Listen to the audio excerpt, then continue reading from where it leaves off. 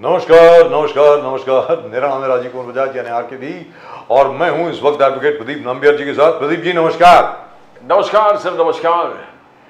और प्रदीप जी और मैं दोनों हैं कहां पर? नेशन नाउ पर। नेशन नाउ है हमेशा आपके साथ और हमेशा ही आपके साथ रहेगा। आप सबको जय हिंद, जय महाराष्ट्र, जय भवानी, जय शिवाजी, वंदे मातरम। वंदे मातरम। जय सिया राम, हर हर महादेव। हर हर महादेव। अस्सलामुअलैकुम, सत श्री अकाल, गुड इवनिंग, शलोम, वणकम। चाइनीज में नी हाउ, जापानीज में कोनिचिवा। Pradeep ji, Abariyako Jambo to our viewers in East Africa, South Africa, the continent of Africa, wherever this speaks for Hedi. absolutely, especially for our viewers in Somalia. Yes. Right. So Pradeep ji, the Ambani wedding, of course, is in full swing. They have blocked the whole road. No, I thought only one part of the road, as on today, after going to BKC, the webs on the MC in the morning, they have blocked the entire road. The entire road is theirs now. Now the entire road belongs to the Ambani. Yes, for a few That's days. it. And if you're not part of the wedding, you're a nobody. That's what it means. We have not been invited, so we are nobodies, along with the rest of the country, of course. That's number one. Number two, all the MLAs of various political parties are now housed in various five-star hotels. A very good business for five-star hotels, Pradeep ji. Sir, ये सब क्या हो रहा है? लोग जो कह रहे हैं, getting fed up of seeing all these kind of activities. Ji. Some MLAs are feasting in five-star hotels, and every party. It's not isolated to one party. BJP, the Uddhav Thackeray Sena, Eknath Shinde Sena, everybody, they are living a life of luxuries. That's right. And who's या paying for फिर this? आप ही complain करो, unemployment जनित में ये है, बेरोजगारी है, प्राइस राइस है, गरीब को खाने में थाली में खाना नहीं है, एंड गरीब यही देख रहे, टीवी खोले तो अंबानी के शादी, करोड़ों का ज्वेलरी पहन के नाच रहे हैं सब लोग, और पॉलिटिशियंस के बच्चे भी नाच रहे हैं वहां से। पॉलिटिशियन के बच्चे भी नाच रहे हैं, सबसे बड़ी बात ये है। और पॉलिटिशियन के बच्चे नाच रहे हैं और ऊपर से आप कह रहे हैं कि बेरोजगारी बढ़ गई है, भुखमरी बढ़ गई है, नौकरी नहीं है। हाँ बिल्कुल बिल्कुल नहीं है sir, I agree with you. और आप जो हैं माशाल्लाह, किनके साथ कहाँ पर दिख रहे हैं, क्या खा रहे हैं, क्या पी रहे हैं, सबको दिख रहा है। वो अरविंद केजरीवाल यूज्ड टू से दिस, राइट? सब मिले हुए हैं जी, समथिंग टू दैट इफेक्ट। मुझे लग रहा सब मिले हुए हैं साहब। आज की तारीख में भी 240 रुपए की तूर की दाल है प्रदीप जी, और 125 रुपए वाला जो पैकेट मिल रहा है उसके साथ में आपको कंकड़ भी मिलेंगे, मिट्टी भी मिलेगी। वो मतलब वो चुन लीजिए, वो दाल को एक जमाने में चुना करते थे ना घर में बैठ करके, सारे कंकड़ निकाला पड़ता था, हम भी निकालते थे एक एक करके। मतलब ये क्या है यार, what is going on? On the one hand, you are saying unemployment is at its highest, and you are there for the most luxurious, richest wedding in the world, and you are dancing over there. You're dancing in that. You're taking part in it. I can understand all the film stars, everybody, they'll go where the money is. Let's be very clear. As far as all the film stars are concerned, all the models are concerned, all the musicians are concerned, they are part of the entertainment industry. But you guys, you are public representatives. What the hell are you doing there? Well, in any event, चलिए। No, we are always talking about other things that ये जो builders है, contractors है, ये नेता बन गए आजकल ये नेता। तो कहाँ से आपको गरीब आदमी को न्याय कहाँ से मिलेगा? वो शिकायत लेके किसी के पास जाएंगे? मतलब अगर जिसके खिलाफ शिकायत है उसी वो सत्ते पे बैठा है। सर अगर जो बिल्डर है वही गार्डियन मिनिस्टर है, उसके पास जाकर के आप बोलेंगे कि भाई साहब आपने अच्छा काम नहीं किया, मैं आपकी शिकायत लेकर के आपके पास आया हूं। मतलब we are now living in a Kafkaesque world. Revolution is which is like terrible. What is going on over here? मतलब हो क्या रहा है? हद होती है यार, हद होती है। हम तो 2 दिन पहले फ्रेंच रेवोल्यूशन की बात कर रहे थे जी। People asking for breads, they saying eat cakes. Why? और केक्स तो ये वेडिंग है, जो वेडिंग है उसमें से केक फेंक रहा, आप खाइए केक खाइए, ब्रेड कहाँ से मिलेगा आपको? केक खाइए। दुरुस्त बात, एब्सोल्युटली करेक्ट। और ऊपर से आप क्या वो लाडली बहन स्कीम आप ला रहे हैं, पता नहीं कौन कौन सी स्कीम आप लेकर के आ रहे हैं। And record number of applicants, वो जो बहना लाडली बहन स्कीम है, record number. Look at the amount of poverty in the state. Everybody is applying. 1500 रुपए के लिए per month they are in queues and they are fighting for applications. Now that is एक side the grim poverty, and दूसरी side extravagance, And ugly you- display of extravagance. And you forgot, Pradeep ji, we are now the 5th largest economy in the world, soon to be the 3rd largest economy. As O.V. Vijayan in The Statesman had once come out with a lovely cartoon, there is this little guy who's talking to his dad and he's telling him, Dad, why didn't we go to the land of statistics? Please, can we It go? looks pleasant that at least for brief moment we can live That's luxurious right. life. What is going on over here? Like, I mean, come on, this is absolutely crazy. 2014 में जब नरेंद्र मोदी जी यहाँ पर आए थे, power में आए थे, तब हम सबको बहुत उम्मीदें थी, सबको यही लग रहा था कि यार वास्तविकता में हिंदुस्तान की जो अभी तक एक पोटेंशियल एनर्जी है, वो असल में अनलीश की जाएगी. We'll have, you know, small enterprises in every garage. There will be God knows how many startups. There will be, there'll be a boom everywhere. I mean, I agree. For 2 years there was COVID, but what has happened? What has happened to Mumbai? What has happened? I mean, every day you yourself know. आज आप advertise कर दीजिए प्रदीप जी कि nation now पर लोगों की जरूरत है, यहाँ पर लाइन लग जाएगी 5,000 लोगों की. Yes. I mean, this is what is going on here. The government has to wake up. We have to do something. Let's be very clear. NEET exam में सारे स्टूडेंट्स अभी तक परेशान है प्रदीप जी. अग्निवीर को लेकर के लोग परेशान हैं. उसके अलावा हाथरस में जो एपिसोड हुआ उसको लेकर के लोग परेशान हैं. और सबसे वाहियात बात क्या हो रही है कि there are so many accidents taking place all over the place. What is going on here? I personally think that all these new cars which have come in, you know, the Audis and BMWs and Mercedes-Benz and Ferraris and stuff like that, they're all automatic cars. There's only the brake and the accelerator. आप जब turn लेते हैं तब भी आप slow down नहीं करते हैं. पहले जो मैनुअल आपकी गाड़ी होती थी उसके अंदर यू न्यू कि आप जितना मर्जी एक्सीलरेटर दबा दीजिए, जब तक आप गियर चेंज नहीं करेंगे गाड़ी भागेगी नहीं. यहां पर तो ऑटोमेटिक में साहब हवा से बातें करती है गाड़ी. And as a result of which, what happens? It goes out of control. Every second day, we are hearing and reading about the worst accidents taking place all over the place. What is going on here? I mean, there has to be a return of sanity somewhere. Somewhere, there has to be return of sanity. I mean, this is rather sad. What is happening is absolutely Hit and run cases are actually बहुत जबरदस्त तरीके से फैल गया है. इनके epidemic of hit and run cases. दुरुस्त बात. कल नागपुर में हुआ था. Before that, some cops were knocked down in Pune. You had a few incidences in Sir, अभी वो 18 लोग मर गए उधर Uttar Pradesh. Yes. Again road accident. मतलब और कश्मीर में एक बार फिर, especially in and around the area of Kathua and Rajouri and places like that, जो बॉर्डर के साथ सटके जहाँ पर जंगल है, वहाँ पर एक बार फिर आतंकवादी आ गए. और वो विंटर के पहले again that same pattern has started, that before the onset of winter these people are starting to attack again and again and again. Something has to be done. Let's ask our friend Ganesh Khankar साहब. गणेश खानकर साहब इस वक्त हमारे साथ हैं, Bharatiya Janata party के. गणेश खानकर साहब नमस्कार. नमस्कार सर. नमस्कार सर. नमस्कार. जय सिया राम, हर हर महादेव. तो गणेश खानकर साहब, जय श्री राम, हर हर महादेव. मोदी जी गए मॉस्को में, पूरे यूरोप में खलबली मच गई, तिल मिला गए लोग. यूएसए के लोग भी कहने लगे कि भैया ये क्या हो रहा है. ये भूल जाते हैं लोग बहुत कन्वीनियंटली कि Europe in spite of sanctions against Russia is still buying billions of dollars worth of gas, coal and energy and oil from the Russians. मतलब आप करें तो ठीक ठाक है, हम करें तो गड़बड़ है. मतलब हिंदुस्तान ने एक तरीके से मैसेज भेजा है, संदेश भेजा है पूरी दुनिया को कि जहां तक मोदी जी का प्रश्न है, मोदी जी सिर्फ और सिर्फ हिंदुस्तान की सोचते हैं और किसी की नहीं. गणेश खानकर जी, आप इसके बारे में क्या कहेंगे? बिल्कुल राजीव जी, ये दुनिया में जो राजनीति चलती है वो गिव एंड टेक पॉलिसी पर चलती है. या दुनिया के विश्व के राजनीति में कोई किसी का बेमतलब दोस्त नहीं होता है.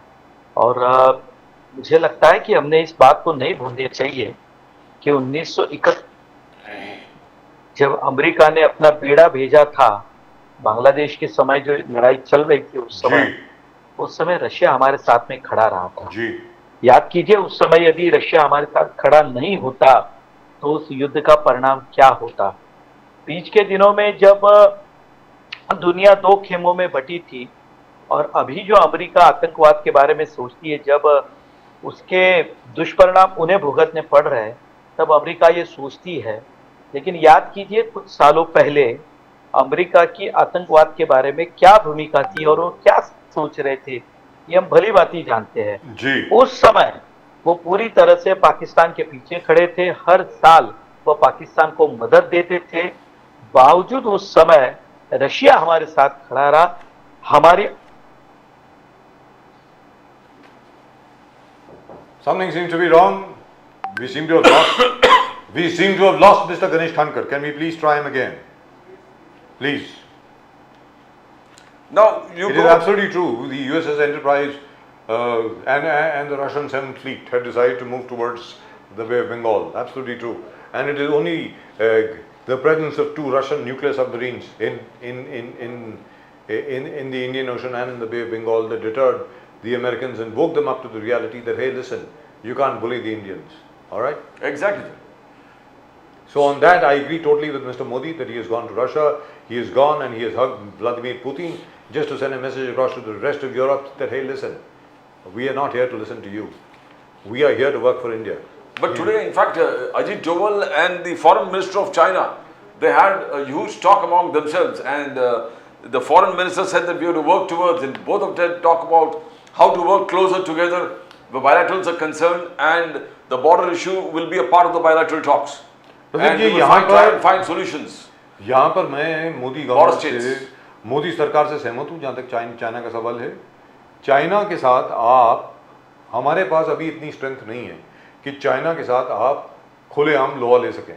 आप चाइना पर अटैक नहीं कर सकते, चाइना के साथ आप जंग नहीं लड़ सकते, unless of course the Chinese decide to attack us, then it's a different thing. Trade relations with China have really gone up. The trade with China is now worth almost $1 trillion every year. So we really are at the moment at a stage where we say, all right, fine, we'll discuss the border issue, we'll work out solutions as far as the border issue is concerned, but let it not affect trade. I think that that's a safe, rational, and shall I put it this way, very selfish and patriotic way of resolving issues with China. I think And in that's fact, good enough. they're, I think, reconciling to the fact that war is no. Even Modi says, "Jang koi sulah nahi hai." There's some Ji. jang is not a solution. That's right. I mean, he's been continuously telling it. And today, Doval and Foreign Minister China, Mr. Wang Yi's interaction was very laudable. I mean, people saw it first time. They're talking so pleasantries, exchanging pleasantries in such a way, and saying that every dispute has to be solved amicably. And the border disputes is a part of a bilateral relationship. That's And we're right. going to discuss them. And so, if Ji. you want to find out a way that shows India is moving ahead with China, and probably जो एक triad इधर बन रहा है कि China, Russia and India, if this axis works out, it could be an unbeatable axis. सबसे बड़ी बात यहाँ पर ये, let's ask Mr. Ganesh Khankar. Ganesh Khankar साहब, I think we've got you back. Ganesh खानकर साहब, आपको आवाज आ रही है? I was just told he's back. Doesn't seem to be back. He can't hear me. चला लो भी। गणेश खानकर साहब, आपको आवाज आ रही है सर?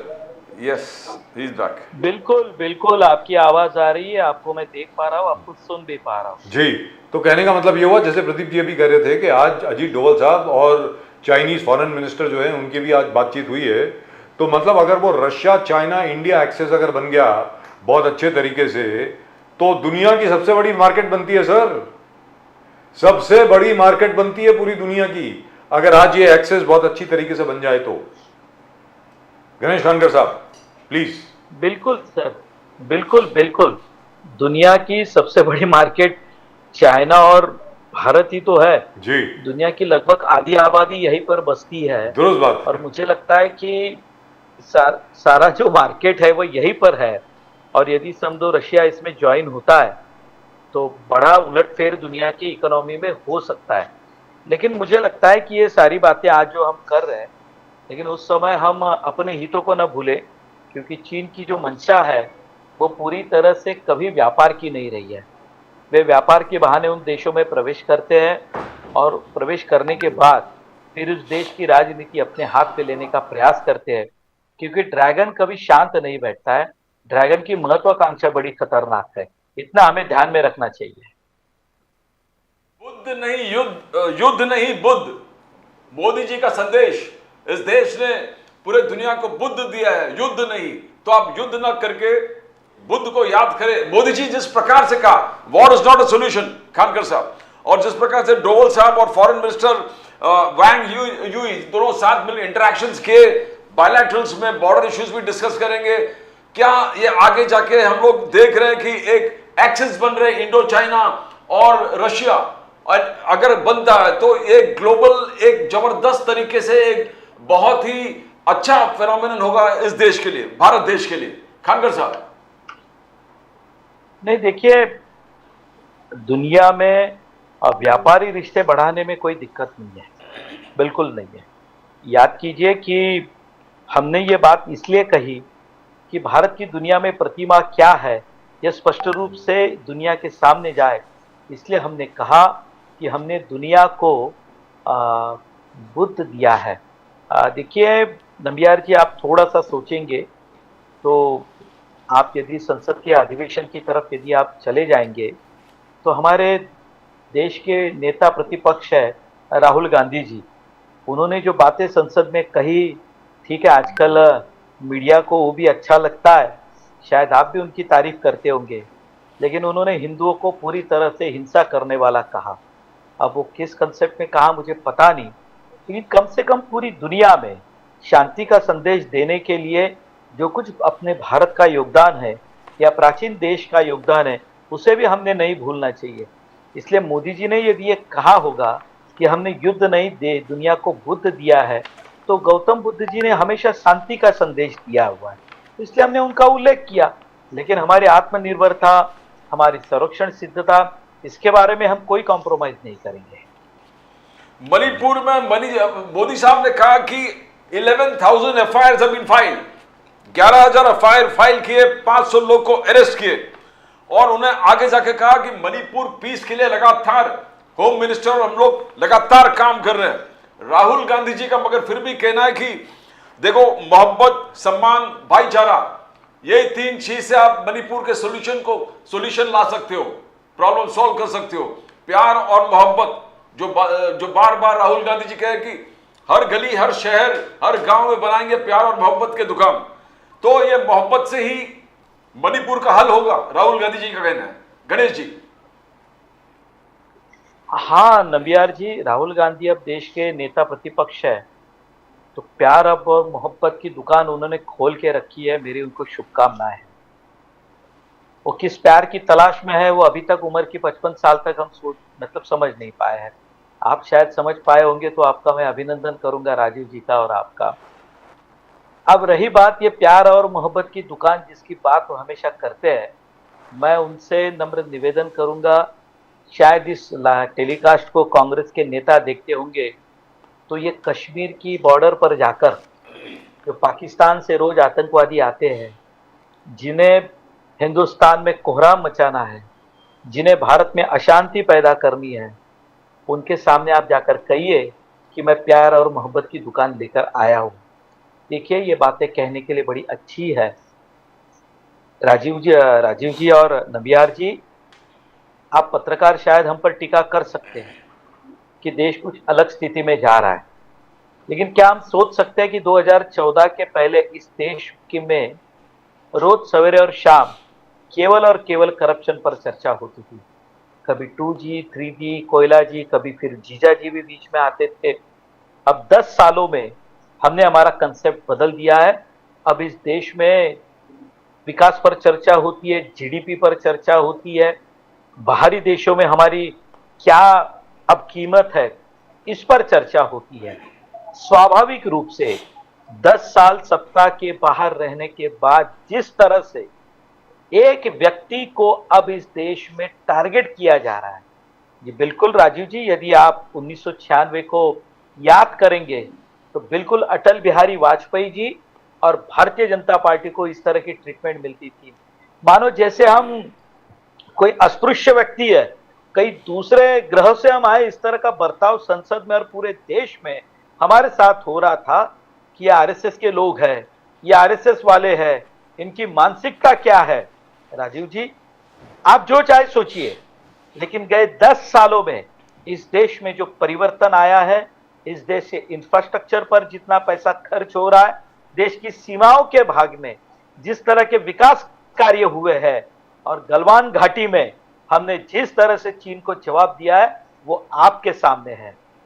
अब देखिए, हर बात को यानी प्यार और मोहब्बत की दुकान जरूर उन्होंने खोलना चाहिए।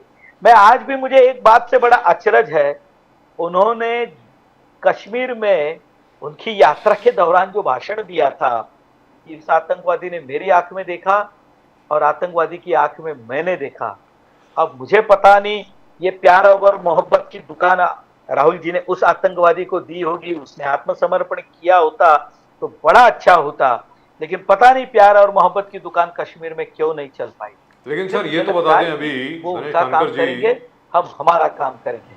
गणेश खानकर जी ये तो अभी बता दें कि ये सडनली एकदम, क्योंकि पिछले 3 के 4 साल से ये बंद था, 5 साल से एक्चुअली, 4.5 साल से एक बार फिर आतंकवादी गतिविधियां एक बार फिर शुरू हो गई हैं और हमारी फौज को बार बार टारगेट किया जा रहा है एक बार फिर। उसके पीछे क्या वजह हो सकती है? क्योंकि ये नई डेवलपमेंट है। गणेश खानकर, मैंने बिल्कुल कहा ना, बिल्कुल ये करेंगे क्योंकि आतंकवादियों को सीधा फंडिंग अब बंद हो रहा है। सीधा फंडिंग बंद होने के कारण अब उनकी जो मुश्किल है वो आपको पता है, पाकिस्तान की अभी की आर्थिक स्थिति क्या है, वहां की फौज आईएसआई को कितना फंडिंग करती होगी। साथ में ये बात मैंने पहले भी आपसे कही थी, याद कीजिए कि जिस तरह से कश्मीर में अब टूरिज्म बढ़ रहा है, जिस तरह से कश्मीर के नौजवानों के बीच में अब विकास की ललक लग पड़ी है, वह भी सोचता है कि हाँ, मैं इस देश की डेवलपमेंट में मेरा भी कोई हिस्सा हो। अब कश्मीर में गेम्स होने जा रहे हैं, कश्मीर में नए नए मतलब डेवलपमेंट के प्रोजेक्ट्स आना शुरू होने के बाद में कि कश्मीर अब उसी स्थिति में है, यह दर्शाने की ये आखिरी कोशिश है, ऐसा मैं मानता हूं सर, आखिरी कोशिश। खानकर आतंकवादी यदि सक्षम ये बात बिल्कुल दुरुस्त है, आपने जो बात कही ये बात बिल्कुल दुरुस्त है। ये छुप छुप के इस तरह के वार करने का उन्हें कोई आवश्यकता नहीं होगी। आप याद कीजिए, इसके पहले वो किस तरह की गतिविधियां करते थे और अभी वो किस तरह की गतिविधियां कर रहे हैं। ये छुटपुट घटनाएं होगी, हमारे पुलिस कर्मियों पर हमले होंगे, उनके परिवारों पर हमला किया जाएगा, हमारे मिलिट्री फोर्सेस पर चुपकर वार किया जाएगा। अब ये मैंने कहा, ये जिम्मेदारी से कह रहा हूं, ये आखिरी कोशिश है। इस साल सर मैं आपसे एक सवाल पूछ रहा हूं, टूरिज्म हुआ सर आई अंडरस्टैंड, कश्मीर में सर आप जो बोल रहे हैं वो मैं समझ रहा हूं, आप जो बोल रहे हैं वो सारी दुनिया समझ रही है, इसमें कोई दो राय नहीं है। मैं आपसे एक टेक्निकल सवाल पूछ रहा हूं, अब इसके बारे में आप जवाब दे पाएंगे या नहीं दे पाएंगे, लेकिन मैं उम्मीद करता हूं कि जब भी आपकी मीटिंग होगी, जहां मर्जी होगी, इस सवाल को आप जरूर रेज करेंगे। सर ये देखा गया है कि जब भी आतंकवादी हमला हुआ है, स्पेशली जम्मू के इलाके में, पूंछ के इलाके में, राजौरी के इलाके में, कठुआ के इलाके में, वो तभी हुआ है जब मूवमेंट होती है ट्रूप्स की। ट्रूप्स के जो ट्रांसपोर्ट कैरेजेस हैं उनके ऊपर हमला होता है, हमेशा ये देखा गया है। इसका मतलब ये हुआ there is a weak link somewhere, कहीं पर कोई वीक लिंक है, मतलब कि our transports are not safe. We have to do something about that sir. उसके बारे में, उस विषय के बारे में हम लोगों को बहुत गहरे तरीके से सोचना पड़ेगा कि हमारे ट्रुप्स की जो मूवमेंट है, जो ट्रक्स उनको प्रोवाइड किए गए हैं, क्या वो बुलेट प्रूफ ट्रक्स हैं या नहीं हैं, क्या वो आर्मर्ड ट्रक्स हैं या नहीं हैं, why are they travelling in ordinary trucks. This is something that we really and truly have to look at. इसके बारे में बहुत गंभीरता से सोचना पड़ेगा सर। अब आप बोलें गणेश खानकर साहब।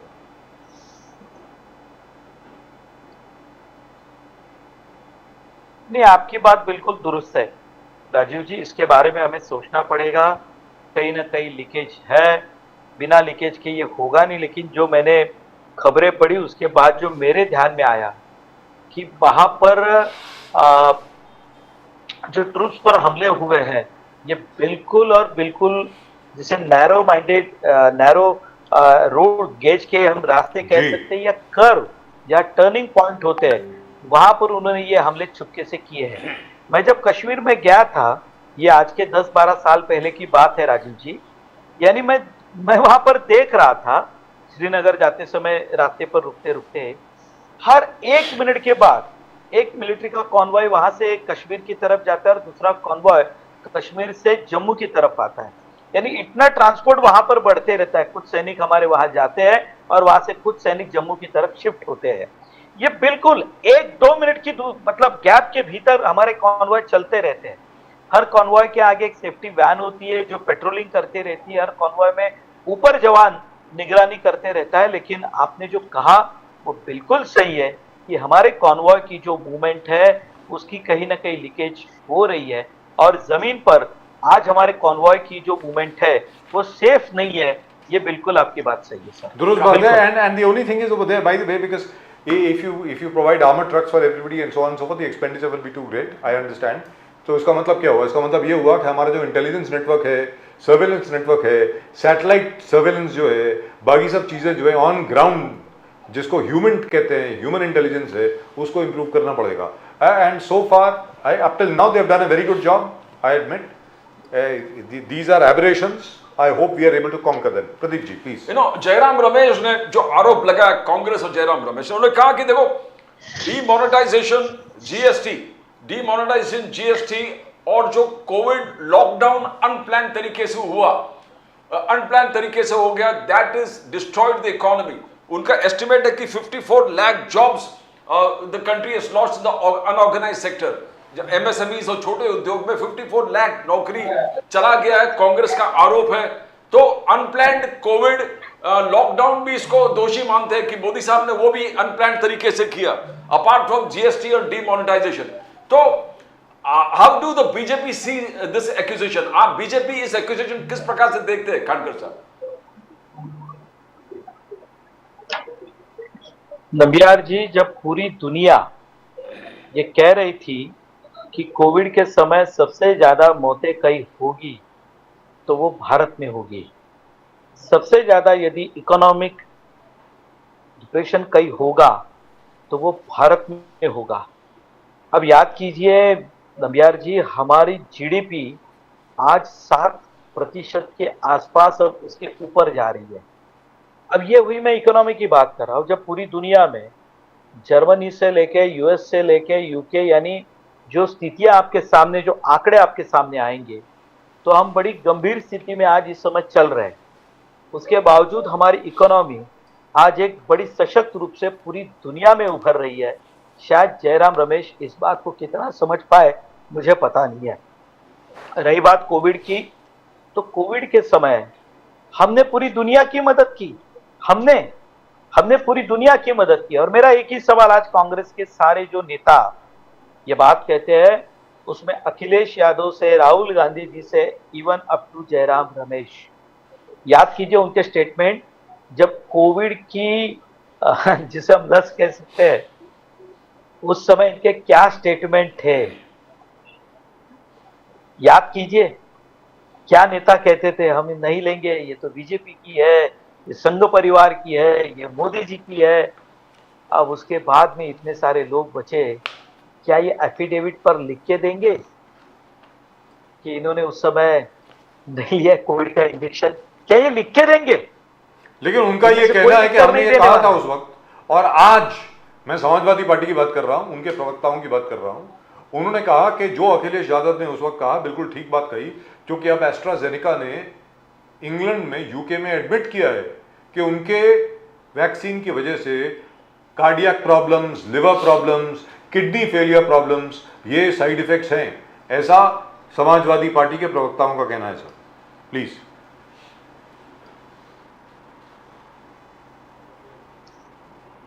सर। देखिए राजीव जी, क्या आप कल्पना कर सकते हैं एक ऐसी बीमारी जो चीन से पूरी दुनिया में फैली, जिसके बारे में उसकी उत्पत्ति कहाँ हुई, ये कैसे होता है, इसके बारे में आज भी कोई ठोस कोई कह नहीं सकता है। सारी बातें अंदाजों के ऊपर है। कभी कहते हैं कि इस मार्केट से वो फैला, फिर इस महिला के कारण फैला, कोई ये कहता है कि ये लैब से लीकेज के होने के कारण हुआ है। आज तक कोई भी ये कह नहीं पाया कि कोविड कहां से प्रारंभ हुआ, जबकि उसके दुष्परिणाम पूरी दुनिया ने भुगते हैं। अब उस समय भी शुरुआत में आपको याद हो कि कुछ लोगों ने मलेरिया के टैबलेट्स लिए उस समय, कि कहा कि भाई ये this is type of a malaria. फिर कुछ समय लोगों ने काढ़ा पीना प्रारंभ किया कि भाई शरीर में अपनी जो हीट होने के कारण जो बैक्टीरिया आपके शरीर में प्रवेश करते हैं, शायद उन्हें मारने के लिए इससे अच्छी दवाई नहीं हो सकती है। फिर उसके बाद में कुछ लोगों ने अपने धर्मों से उसके साथ जोड़ा कि भाई ये हमारे खान पान की जो आदत है उसके कारण हमें कभी कोविड नहीं होगा। उन्होंने तो मास्क लगाने से मना कर दिया था।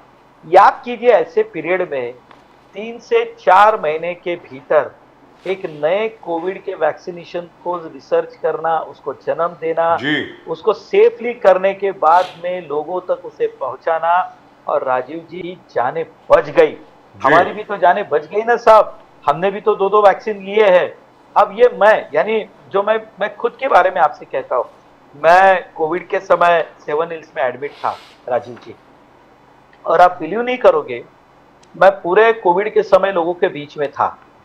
अब मुझे पता नहीं है कहाँ से इन्फेक्शन हुआ, कहाँ हुआ, लेकिन जिस दिन मुझे थोड़ी सी आशंका हुई और मैंने चेक कराया तो बड़ी मात्रा में मेरे ब्लड में क्लॉटिंग हो चुका था। अब हॉस्पिटल में भी मुझे बड़ी देर से छोड़ा गया, और जब मैंने पूछा कि भाई मैं नॉर्मल हो चुका हूँ, तो उन्होंने मुझे रिपोर्ट दिखाकर ये कहा कि आपके ब्लड में हेवी क्लॉटिंग हो चुका था, आपकी जान को खतरा हो सकता था। उसके बाद में वैक्सीन लिए मैंने, कुछ दवाइयां मेरी आज भी शुरू है, मैं कर रहा हूं। देखिए, ये एक ऐसी बीमारी थी जिसके बारे में दुनिया में किसी को कुछ पता नहीं था। उस समय जो वैक्सीन आई उससे ये तो मैं मानता हूं कि हाँ, दुनिया में करोड़ों लोगों की जान बच गई। इस देश में 140 करोड़ जनता में से 80, 90, 100 करोड़ जनता ने जो उम्र के ऊपर के जिन्होंने वैक्सीन ली, उनकी जानें बचने का काम हुआ। और सबसे बड़ी बात यहाँ पर यह है सर, और सर सबसे बड़ी बात यहाँ पर यह है, जो भारत की जो वैक्सीन बनी, इंडिजिनस वैक्सीन जो हमारी, वो एस्ट्राजेनेका जो है, जिसकी अभी भी मैंने बात करी, वो तो ऑक्सफोर्ड के साथ थी ना कोलैबोरेशन में। जो हमारे भारत बायोटेक ने जो कोवैक्सीन बनाई, even now the whole world has now acknowledged कि सबसे बढ़िया मोस्ट इफेक्टिव वैक्सीन वो कोवैक्सीन है जो भारत में बनी, हैदराबाद में, भारत बायोटेक की। अब आप बोलें सर। मेरा आपसे कहना इतना ही था कि अब ये उस समय जो जाने बच गई, अब उसके बाद में लोग भूखे मरेंगे, ये बातें कही जा रही थी।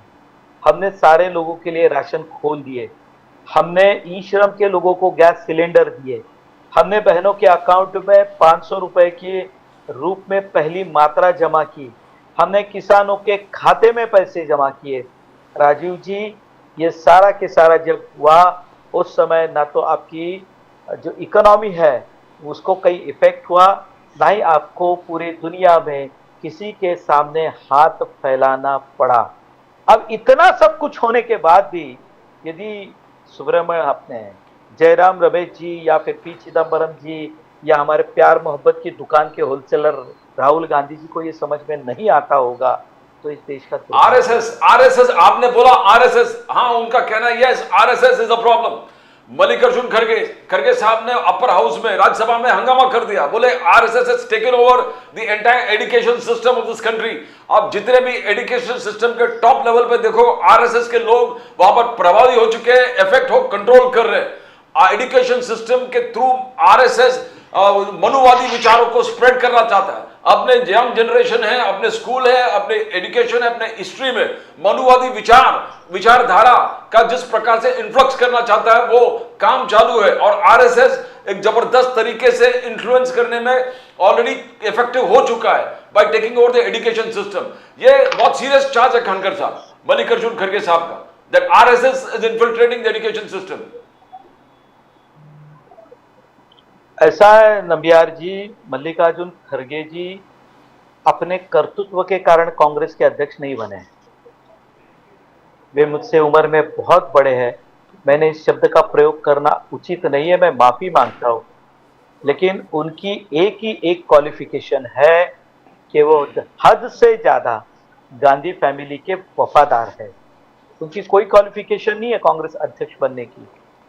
अब वो यदि ये बात कहते हैं तो मैं उनको इतना ही कहना चाहता हूं कि हमें जो इतिहास पढ़ाया गया वो इतिहास गुलामी की मानसिकता का था। हमारे देश में अंग्रेजों के बारे में हमें पढ़ाया गया, जबकि हमारे इतिहास को हमें कभी भी सही रूप से पढ़ाया नहीं गया। यदि आने वाले वर्षों के इतिहास में राम मंदिर फिर से खड़ा हो गया ये बताने की कोशिश होगी तो इसमें गलत क्या है। हमारे इतिहास में तक्षशिला और नालंदा के ये हमारे विश्वविद्यालय हुआ करते थे, ये यदि हम विस्तृत से बढ़ाना चाहते हैं तो इसमें हमारी गलती क्या है? क्या तक्षशिला और नालंदा के बारे में सिर्फ एक पन्ने में पढ़ाया जाएगा? हमें एक पन्ने में? ये वही कांग्रेस है जिसके प्रधानमंत्री जी ने राम सेतु को काल्पनिक कथा कहा था, आज राम के बारे में चर्चा कर रहे हैं, हिंदुओं के बारे में चर्चा कर रहे हैं। ये मतलब मुझे थोड़ा आश्चर्य लगता है। और मैं आपसे इतना ही कहना चाहता हूं, देखिए मल्लिकार्जुन खड़गे जी जो कहना चाहते हैं वो कहे। मैं एक सिर्फ सवाल पूछूंगा, कभी कांग्रेस के किसी प्रवक्ता से ये नंबियार जी आप पूछे, मेरी आपसे विनती है। याद कीजिए जब पहली बार पाकिस्तान का उल्लेख हुआ था तो उस मीटिंग से जिन्ना ने वॉकआउट किया था। ये क्या स्टूपिड बातें चल रही है। वही जिन्ना वर्षों से जब इंग्लैंड से लौट कर आए तो अपने अपमान का बदला लेने के लिए पाकिस्तान के लिए खड़े हो गए, और जिस मुस्लिम लीग ने पाकिस्तान का निर्माण किया उसी मुस्लिम लीग के सपोर्ट पर राहुल गांधी वायनाड से सांसद होकर दिल्ली की पार्लियामेंट में बैठते हैं। सर वो कहते हैं ये मुस्लिम लीग अलग है।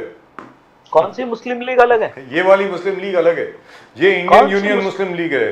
ये 1947 के बाद बनी है and they believe totally in the unity and integrity of India.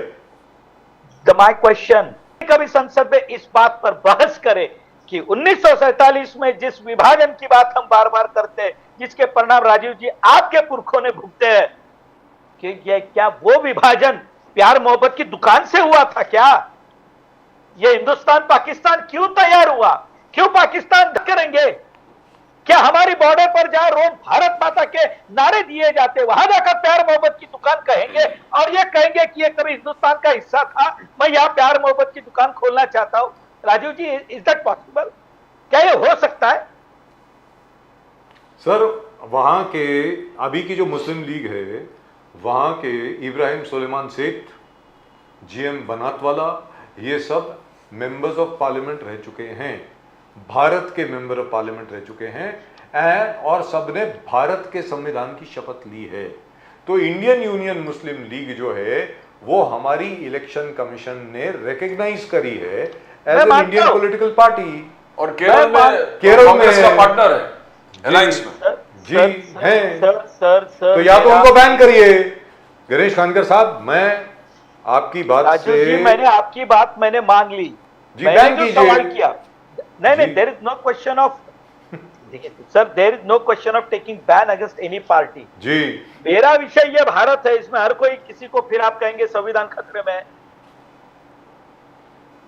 जिन्होंने संविधान पूरा क्या कहे राजीव जी, मेरा यह कहना है कि कभी राहुल गांधी जी संसद में यह बात कहे ना, संसद में इस पर बहस करे तो सब सामने आ जाएगा। ये प्यार मोहब्बत की दुकान की कहां खुलती है? वो आज की बात कर रहे हैं सर। वो हमेशा यही कहते हैं कि आप लोग, जो भारतीय जनता पार्टी है, अपने 10 साल के शासन के बारे में बात नहीं करती है, वो सीधा 1947 में जाती है, 1930 में जाती है, वो पिछले 10 साल की बात नहीं करती। राजीव जी, खत्म हो जाती है, खत्म हो जाती है वो प्रजातियां, खत्म हो जाते हैं वे देश, खत्म हो जाते हैं वो समाज जो अपने इतिहास को भूलता है। इतिहास में जिया नहीं जाता है, जिया जाता है वर्तमान में, आशाएं लगाई जाती है भविष्य से, लेकिन सीखा जाता है इतिहास से, और हम इतिहास से सीख कर आगे चलना चाहते हैं। राहुल गांधी जी क्या सोचते हैं वो उन्हें मुबारक हो सकता है। तो चलते चलते सर ये भी बता दें, आज की तारीख में महाराष्ट्र में जो स्थिति है, जरंगे पाटिल साहब जो हैं उन्होंने एक बहुत बड़ी रैली करी है आज फिर दोबारा। उसके पहले लक्ष्मण हाके जी वो आ गए, उन्होंने कहा कि साहब ओबीसी के लिए ओबीसी को अगर कुछ अन्याय होगा मैं फिर दोबारा बैठ जाऊंगा अनशन पर। तो ये क्या हो रहा है सर, एक बार फिर ओबीसी वर्सेस मराठा फिर दोबारा चालू हो और गया। जरांगे पाटिल जी ने, मनोज जरांगे पाटिल ने धमकी दी है, बोला 13 तारीख को मैं तय करूंगा 288 सीट्स में पाडायचं की उभा करायचं ते मी डिसिजन घेणार। कानकर साहब खुलेआम चॅलेंज है, 280 सीट्स में जरांगे पाटिल तय करेंगे उभा करायचं की पाडायचं। नंबियार जी, मैं भी मराठा हूं, 96 कुड़ी मराठा हूं मैं भी। हमारे पुरखों ने भी लड़ाई लड़ी है जी। मेरी दादी शिवनेरी किले के नजदीक के गांव की है साहब, मेरे पिताजी की माँ, तो हम वहां से संबंध रखते हैं साहब। अब जरांगे पाटिल अपने आप को जो समझते होंगे, वो भी जो लड़ाई लड़ रहे हैं हम उनके साथ हैं, हमने कभी उनका विरोध नहीं किया। लेकिन बात ये कब रुकेगी मैं आपको बताता हूं।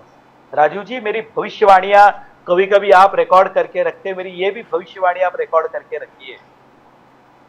जिस दिन सुप्रिया सुळे जी महाराष्ट्र की मुख्यमंत्री बनेगी उस दिन ये सारा रुकेगा। ये सारा के सारा शरद पवार का किया कराया है। क्या आप इस बात को लिख के रखिए। ये जो सारा बवंडर 2019 से चल रहा है जी, जब उद्धव ठाकरे जी को पूरे 1 महीने हमारे सामने खिलाकर अंदर पीछे से वो दिल्ली में जाकर बैठकें कर रहे थे, जो बातें अजित पवार ने कही, ये 2019 में भी शरद पवार जी ने इसका प्रयास किया होगा कि क्या सुप्रिया सुळे को मैं मुख्यमंत्री बना सकता हूं। जो आज अजित पवार बाहर निकले हैं, वो केवल अजित पवार का बाहर निकलना, राष्ट्रवादी की टूट, ये जो आपको दिख रही है, ये विषय उतने तक सीमित नहीं है। ये विषय बहुत आगे तक जाएगा, बहुत आगे तक। पूरा के पूरा परिवार एक साथ आकर अजित पवार जी के खिलाफ खड़ा होना, ये बहुत उतनी आसान बातें नहीं है। दूसरी ओर आप उद्धव ठाकरे जी भले आज ये कहते होंगे, मैं आपको आज ये बता रहा हूं कि विधान परिषद के चुनाव के बाद जो जिस इंडिया आघाड़ी की आप बात कर रहे हो, वो टूट की कगार पर होगी। मैं आज आपको बता रहा हूं। और ये महाराष्ट्र की राजनीति में शरद पवार जिस तरह की राजनीति करते हैं, कभी शरद पवार सामने नहीं आते, ना आज तक आए हैं, ना भविष्य में अब जितने थोड़े दिन बचे हो नहीं आएंगे। ये मुझे कहना नहीं चाहिए, क्षमा करे। लेकिन ये सारी राजनीति उनकी जो चल रही है, वो अपनी बेटी को मुख्यमंत्री बनाने के लिए चल रही है। शरद पवार 4 बार महाराष्ट्र के मुख्यमंत्री रहे। 1982 में अण्णा साहब पाटिल ने, जब शरद पवार राजनीति के पूरे उफान पर थे, अपने आप को गोली मार ली उन्होंने, क्योंकि उनके ध्यान में आया कि मराठों की राजनीति में उनके साथ विश्वासघात किया गया है। शालिनीताई पाटिल, जिन्होंने राष्ट्रवादी कांग्रेस में रहते हुए मराठों की राजनीति की बात की, उनको शरद पवार ने पार्टी से बाहर किया। उनके सातारा कोरेगांव की सीट से उन्हें परास्त करके वहां शशिकांत शिंदे को एमएलए बनाया। यह शरद पवार जी का इतिहास है, ये इतिहास है उनका।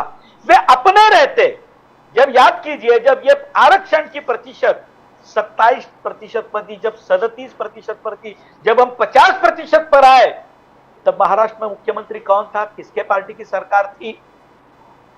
कौन था सत्ता में? उसे कंट्रोल कौन कर रहा था?